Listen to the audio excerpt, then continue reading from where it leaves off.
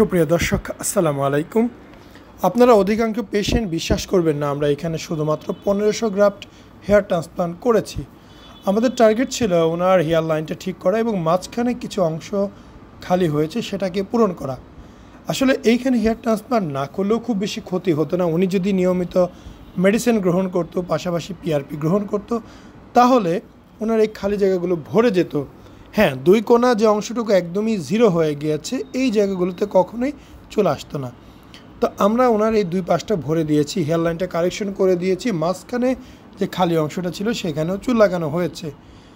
আমরা সব সময় চেষ্টা করি একদম কম গ্রাফট ব্যবহার করে বেস্ট একটা রেজাল্ট দেওয়ার জন্য। এই জায়গাতে অনায়াসে অন্যান্য জায়গায় করলে 3 থেকে 3,500 গ্রাফটের এস্টিমেট দিয়ে দিত, যেটা আমাদের মনে হয়নি। আমরা জাস্ট 1500 গ্রাফট ইউজ করে ওনাকে একটা প্রপার লুক দেওয়ার চেষ্টা করেছি। যদি কখনো উনি মনে করে আরও হেয়ার ফল হয়, আরও লাগাবে, তখন অবশ্যই লাগাতে পারবে। কেননা ওনার ডোনারে এখনও পর্যন্ত অনেক পরিমাণে চুল রয়ে গেছে। সেই চুলগুলো থেকে আমরা পরবর্তীতে লাগাতে পারবো। এখনই যদি অল্প জায়গাতে অনেক বেশি লাগানো হয়, তাহলে সেখান থেকে চুল সারভাইভ কম করবে। কেননা চুলের উপরে যখন চুল পড়ে তখন সেই দুইটা চুলই মারা যায়। সো আপনারা যদি মনে করেন এই চিকিৎসাগুলো নেবেন, অবশ্যই আমাদের সাথে যোগাযোগ করবেন, আমাদের হাসপাতালে আসবেন। হোয়াটসঅ্যাপে আপনাদের মাথার ছবি পাঠাবেন, কত গ্রাফট লাগবে আমরা বলে দেব।